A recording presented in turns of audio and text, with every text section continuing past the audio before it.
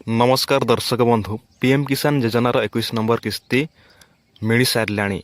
हाँ दर्शक बंधु पीएम किसान योजनार 21 नंबर किस्ती सरकार बैंक अकाउंट को पठे सारे।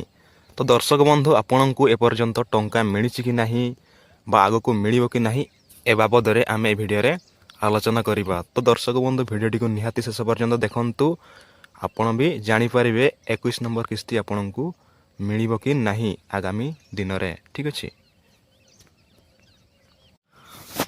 तो दर्शक बंधु पीएम किसान योजनार 21 नंबर किस्ती एपर्यंत समस्त को दिया नहीं। सरकार मात्र केतेटा राज्य रे भारतर केतेटा राज्य रे ही देइछंती एवं कोन पई देइछंती मु आगु को कहूची। ठीक अच्छे। एवं सरकार यह मध्य कहछंती जे भारतर सबु राज्य रे आगामी दीपावली सुद्धा समस्त अकाउंट को 2000 टंका पठाଯିବ ବୋଲି चेष्टा करुछंती। ठीक अच्छे। तो दर्शक बंधु आपण मैंने देखिपे भारतर यही सबू राज्य गुड़ाक पीएम किसान योजनार 21 नंबर किस्ती ऑलरेडी पलि आसी सारी।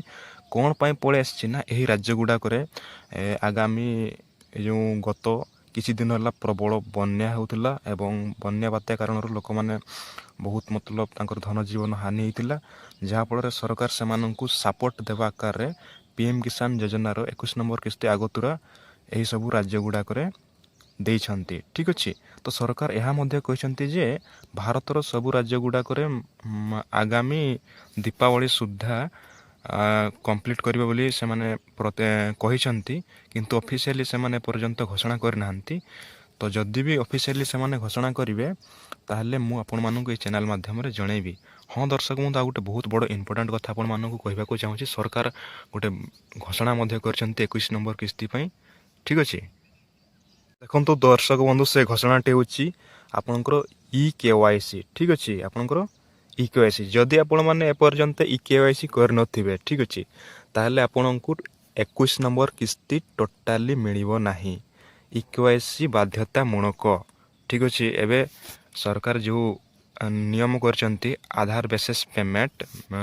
तो दर्शक बंधु आपण माननकु ई-KYC करियो पई बाध्यतामूलक रही। एवं जदि भी आपण माने ई-KYC करिवे नाही ताहले आपणकु 21 नंबर किस्ती मिलिबो नाही। तो दर्शक बंधु आपण माने कोन करिवे आपण मानकर ई-KYC स्टेटस चेक करनियंतु। जदि भी ई-KYC स्टेटस आपणकर कटि जाइछि फेल हेछि ताहले आपण एही दीपावली सुद्धा माने आपण 20 तारिख सुद्धा आपण माने ई-KYC कर दियंतु जहाँ फल आपणकु पीएम किसान योजनार 21 नंबर किस्ती मिल पारिबो। ठीक अच्छे। तो दर्शक बंधु यह थिला आजिकार अपडेट पीएम किसान को लेकिन जदि भी सरकार ऑफिशियली घोषणा करती वेबसाइट ताहले सर्वप्रथम आपण मानक चैनल माध्यम रे अपडेट जनईदेवी। ठीक अच्छे। ता पूर्व आपण माने समस्ते ई-KYC करनी थांतु। ओके। तो ठीक अच्छे। आजिकार वीडियो एतिकी ही। धन्यवाद। जय जगन्नाथ।